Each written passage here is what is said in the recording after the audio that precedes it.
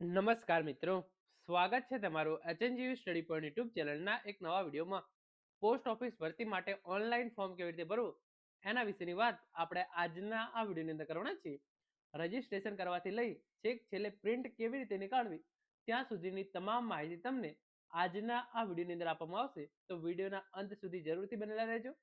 છતાં પણ તમને કોઈ પણ ટોપિક ના સમજાય તો તમે નીચે કોમેન્ટ કરીને જણાવી શકો છો. હું ચોક્કસથી એનો જવાબ આપીશ.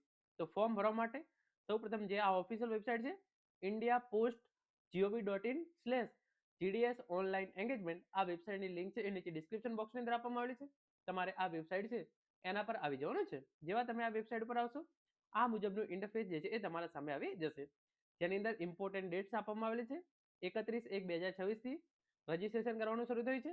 14/2/2026 સુધી તમે રજીસ્ટ્રેશન કરાવી શકશો અને તારીખ 2/2/2026 થી તારીખ 16/2/2026 દરમિયાન તમે આ ભરતી માટે જે છે એ ઓનલાઈન ફોર્મ ભરી શકો છો. પછી તમને અહીંયા નીચે ક્લિક હિયર ટુ રજીસ્ટર/અપ્લાય નું ઓપ્શન આપેલું છે. તમારે સિમ્પલી જે છે એ એના પર ક્લિક કરવાનું છે.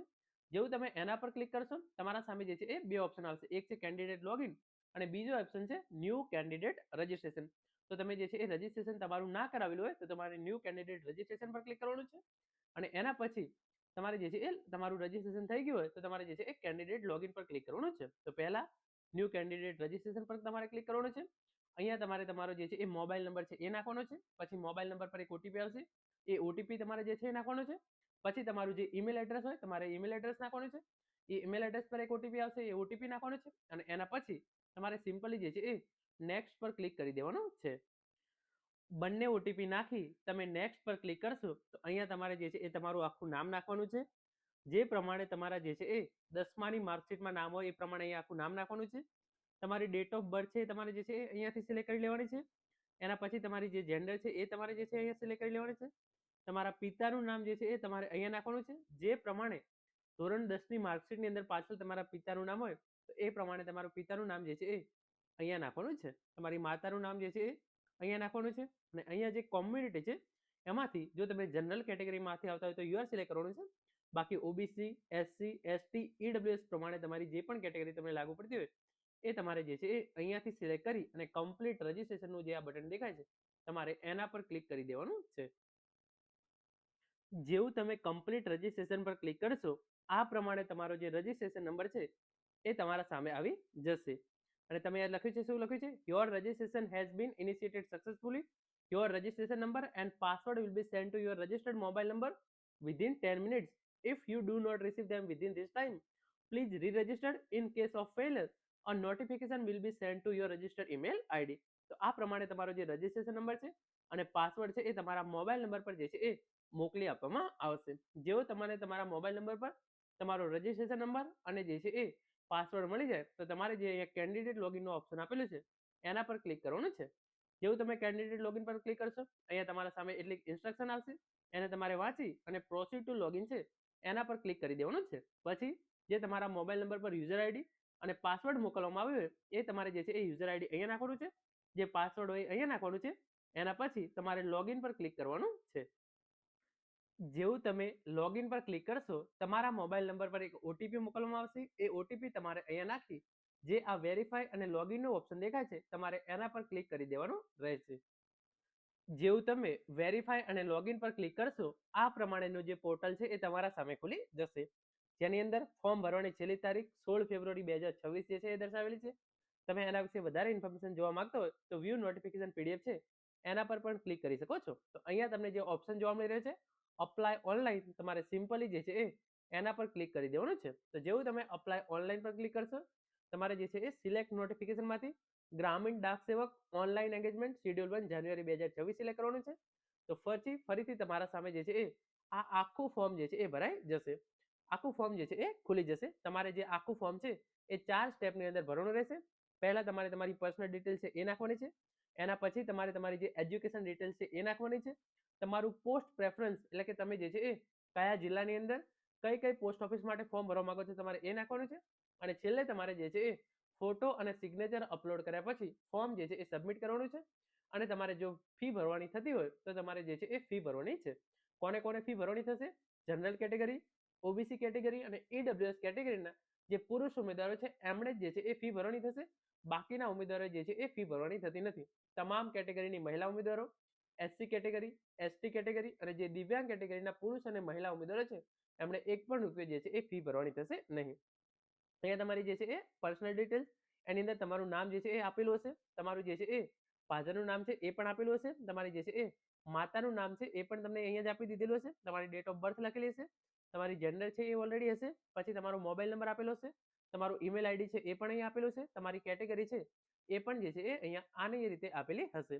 અહીંયા તમારે જે છે એ સિલેક્ટ શું કરવાનું છે, મેરિટલ સ્ટેટસ, તો તમે મેરિડ છો કે અનમેરિડ તમારે એ સિલેક્ટ કરવાનું છે. તમે જો દિવ્યાંગ હોય તો તમારે યસ રાખવાનું છે, બાકી જે છે એ અહીંયા નો કરવાનું છે. તમે ક્યાંય નોકરી કરતા હોય તો એની ડિટેલ્સ તમારે નાખવી હોય તો તમારે એ નાખવાની છે, બાકી સિમ્પલી એને જે છે એ નો પર રહેવા દેવાનું છે. પછી અહીંયા તમારે તમારું જે પ્રેઝન્ટ એડ્રેસ એટલે કે તમે અત્યારે જ્યાં રહેતા હોય એ એડ્રેસ નાખવાનું છે, અને એના પછી તમારે જે છે એ અહીંયા તમારો પિનકોડ નંબર, સિટી સિલેક્ટ કરવાનું છે, સ્ટેટ સિલેક્ટ કરવાનું છે અને ડિસ્ટ્રિક્ટ જે છે એ સિલેક્ટ કરવાનું છે. અને તમારું જે છે એ જે પરમાનન્ટ એડ્રેસ છે એ તમારે જે છે એ અહીંયા નાખવાનું છે. પહેલા પ્રેઝન્ટ એડ્રેસ અને એના પછી બાજુમાં જે છે એ પરમાનન્ટ એડ્રેસ નાખવાનું છે. જો પ્રેઝન્ટ એડ્રેસ અને પરમાનન્ટ એડ્રેસ સેમ હોય તો પ્રેઝન્ટ એડ્રેસ નાખ્યા પછી સેમ એઝ પ્રેઝન્ટ તમે ક્લિક કરશો તો તમારું જે છે એ પરમાનન્ટ એડ્રેસ આપોઆપ જે છે એ ભરાઈ જશે. આટલી તમામ વિગતો નાખ્યા પછી તમારે જે આ સિમ્પલી સેવ એન્ડ નેક્સ્ટનું બટન દેખાય છે એના પર ક્લિક કરી દેવાનું રહેશે. જેવું તમે સેવ એન્ડ નેક્સ્ટ પર ક્લિક કરશો તમારું જે પહેલું સ્ટેપ છે એ આ પ્રમાણે પર્સનલ ડિટેલ્સ કમ્પ્લીટેડ થઈ જશે. હવે તમારે જે છે એ સેકન્ડ સ્ટેપની અંદર તમારી ધોરણ 10ની વિગતો જે છે એ અપલોડ કરવાની રહેશે. તો એની અંદર તમારે સિમ્પલી જે છે એ શું કરવાનું છે, select your studied SSC circle. તો તમે જે પણ રાજ્યમાંથી ધોરણ 10 પાસ કરેલી હોય એની વિગતો નાખવાની છે, તો આપણે જે છે એ નાખીશું. પછી તમે કયા વર્ષની અંદર જે છે એ ધોરણ 10 પાસ કરેલું છે તમારે જે છે એની વિગતો નાખવાની છે, તો આપણે એ પણ નાખી દઈએ છીએ. આ રીતે તમારે જે છે એ સિલેક્ટ કરી લેવાનું છે તમે જે પણ વર્ષની અંદર ધોરણ 10 પાસ કર્યું હોય એ. એના પછી સિલેક્ટ બોર્ડમાંથી તમારે જે છે એ જે આપણું ગુજરાતનું બોર્ડ છે, Gujarat secondary and higher secondary education board, તો એની અંદર જે છે એ ગુજરાત આપણે જે છે એ બોર્ડ સિલેક્ટ કરવાનું છે. તો આપણે જે છે એ કયું બોર્ડ સિલેક્ટ કરીશું, અહીંયા જે છે એ ઇન્ફોર્મેશન આપેલી છે તમે જોઈ શકો છો, Gujarat secondary and higher secondary education board marks related to.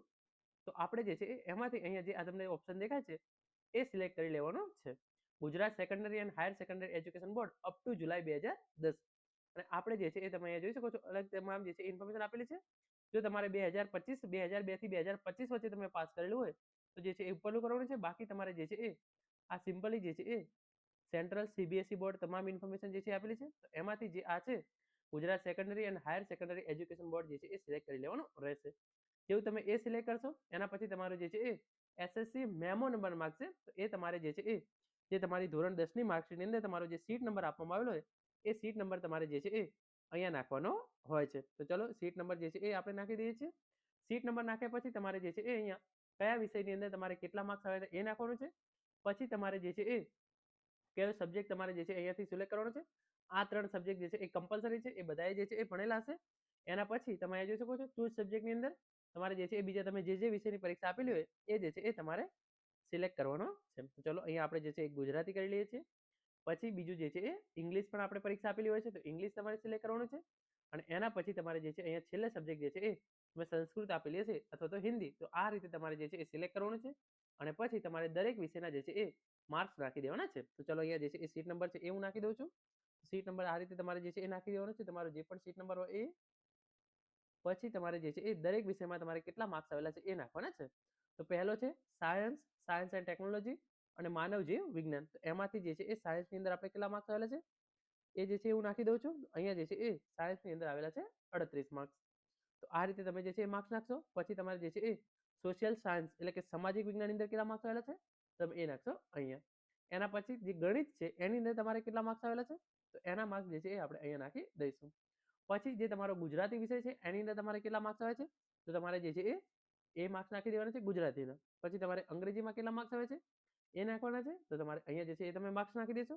પછી સંસ્કૃતની અંદર તમારે જે છે એ કેટલા માર્ક્સ આવે છે એ તમારે જે છે એ અહીંયા નાખી દેવાના છે. અને સીજીપીએ જો તમારું આપેલું હોય તો તમારે જે છે એ નાખવાનું છે, બાકી તમારે જે છે એ એને નાખવાના રહેશે નહીં. અને તમારા જે આ ઉપરના 5 વિષય છે એના જ માર્ક્સ જે છે એ મેરિટ માટે ગણવામાં આવશે. સંસ્કૃત કે હિન્દી તમારો જે પણ વિષય છે એના માર્ક્સ જે છે એ મેરિટમાં ગણવામાં આવતા નથી. તો આ પ્રમાણે તમારે જે છે એ નાખી દેવાનું રહેશે. આટલું નાખ્યા પછી તમારે જે છે એ બીજી લેંગ્વેજ તમે જે છે એ ભણેલા હોય તો તમારે જે છે એ યસ કરવાનું છે. બાકી સિમ્પલી નો પર રાખ્યા પછી તમારે સેવ એન્ડ નેક્સ્ટ છે એના પર ક્લિક કરી દેવાનું રહેશે.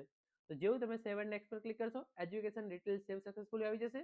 એના પછી તમારે જે છે એ પોસ્ટ પ્રેફરન્સ આપેલું છે એની અંદર જે છે એ જતું રહેવાનું છે. સિલેક્ટ સર્કલની અંદર જે છે એ તમારે ગુજરાત સર્કલ કરવાનું છે અને સિલેક્ટ ડિવિઝનની અંદર તમે જે જિલ્લા માટે જે છે એ ફોર્મ ભરવા માંગતા હોય એ તમારે જે છે એ સિલેક્ટ કરવાનું છે.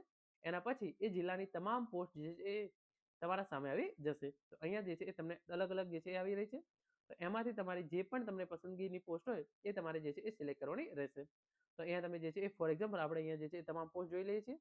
એના પછી ફોર એક્ઝામ્પલ આપણને આના પર જે છે એપ્લાય કરવું છે, આને જે છે એ આપણે સિલેક્ટ પર જે છે એ ક્લિક કરીશું. તો એને પછી આપણે પ્રેફરન્સ આપવાનો રહેશે. પહેલા નંબરની પ્રેફરન્સ આ છે, બીજા નંબરની પ્રેફરન્સ આ છે. તો આ રીતે તમારે જે છે એ જે પણ પોસ્ટ હોય એમાંથી તમારે જે છે એ ચૂઝ કરી લેવાની રહેશે. આ રીતે તમે જે પણ પોસ્ટ માટે જે છે એ પ્રેફરન્સ આપી લેશે એ નીચે આ રીતે આવી જશે. તમે જે છે એ 25 થી 30 જેટલી પોસ્ટ માટે પ્રેફરન્સ જે છે એ આપી શકો છો. પછી સિમ્પલી તમારે જે આ સેવ એન્ડ નેક્સ્ટનું બટન દેખાય છે એના પર ક્લિક કરી દેવાનું છે. તો તમારી પ્રેફરન્સ જે છે એ સક્સેસફુલી સેવ થઈ જશે. તો આ પ્રમાણે તમારા 3 સ્ટેપ જે છે એ પૂરા થઈ ગયા છે. હવે તમારું જે ચોથું સ્ટેપ છે એ છે ફોટો અને સિગ્નેચર અપલોડ કરવાનો. તો અહીંયા તમારે તમારો જે છે એ ફોટો અપલોડ કરવાનો છે અને તમારી જે સિગ્નેચર જે છે એ ફાઇલમાંથી જે છે એ ચૂઝ કરી અને અપલોડ કરી દેવાની રહેશે. આ રીતે તમારો ફોટો અને સિગ્નેચર અપલોડ થઈ જાય પછી તમારે નીચે સ્ક્રોલ કરવાનું છે અને અહીંયા તમને I confirm that I have read and agree to the about declarations એના પર જે છે એ ટીક મારી દેવાનું છે. અને એના પછી જે તમને આ પ્રિવ્યુનો ઓપ્શન દેખાય છે નીચે, તમારે સિમ્પલી એના પર ક્લિક કરી દેવાનું છે. તો જેવું તમે પ્રિવ્યુ પર ક્લિક કરશો તમારી તમામ વિગતો જે છે એ આ રીતે તમારા સામે આવી જશે. તો તમારે એને એક પછી એક જે છે એ ચકાસી લેવાની છે. તમારી એકેડેમિક ડિટેલ્સ છે તમારે એને પણ જે છે એ ચકાસી લેવાની છે. અને પછી તમે જોઈ શકો છો તમારે જે છે એ નીચે તમને અહીંયા ઓપ્શન આવશે, તમારો ફોટો અને સિગ્નેચર એ પણ દેખાઈ જશે. અને પછી તમને જે છે એ અહીંયા ઓપ્શન દેખાઈ રહ્યો છે સબમિટ એપ્લિકેશન. તમારે સિમ્પલી એના પર ક્લિક કરી દેવાનું છે. તો તમારા જોડે જે છે એ ફરીથી પૂછશે are you sure you want to submit. તો તમારે એના પર જે છે એ યસ સબમિટ કરી દેવાનું છે. તો આ પ્રમાણે જે છે એ તમારા સામે તમારી જે પણ ફી ભરવાની છે એનો જે છે એ ઓપ્શન આવી જશે. તો અહીંયા જે છે એ તમને પૂછે છે કે તમે ડેબિટ કાર્ડ દ્વારા ફી ભરવા માંગો છો અથવા તો નેટ બેન્કિંગ દ્વારા. તો તમે જેના પણ દ્વારા ફી ભરવા માંગતો હોય તો એના પર જે છે એ તમારે ક્લિક કરવાનું છે અને એના પછી પ્રોસીડ ટુ પે ₹100 એના પર કરી અને તમારે જે છે એ ₹100 ફી ભરી દેવાની રહેશે. બાકી આપણે વાત કરીએ તો જે છે એ જનરલ કેટેગરીના પુરુષ ઉમેદવારો, ઈડબ્લ્યુએસ કેટેગરીના પુરુષ ઉમેદવારો અને ઓબીસી કેટેગરીના જે પુરુષ ઉમેદવારો છે એમણે જ ફી ભરવાની છે. બાકી બીજા કોઈ જે છે એ ફી ભરવાની થતી નથી. તો એમના માટે જે છે એ ડાયરેક્ટ પ્રિન્ટનો ઓપ્શન જે છે એ આવી જશે. અને પ્રિન્ટ તમે કઈ રીતે નીકાળી શકો છો એ પણ જે છે એ હું તમને કહી દઉં છું. તો અહીંયા જે છે એ યુપીઆઈ થી આપણે પેમેન્ટ કરીશું. પછી પ્રોસીડ ટુ પે ₹100 એના પર આપણે જે છે એ ક્લિક કરવાનું છે. એના પછી તમે અહીંયા જોઈ શકો છો આ રીતે જે છે એ લોડ લેશે. જે નવું વેબસાઇટ છે એ ખુલી જશે. અહીંયા જે છે એ પ્રોસીડ પેમેન્ટ આપણે જે છે એ સિમ્પલી એના પર ક્લિક કરી દેવાનું છે. જેવું તમે પ્રોસીડ પેમેન્ટ પર ક્લિક કરશો તમારા સામે બે ઓપ્શન આવશે.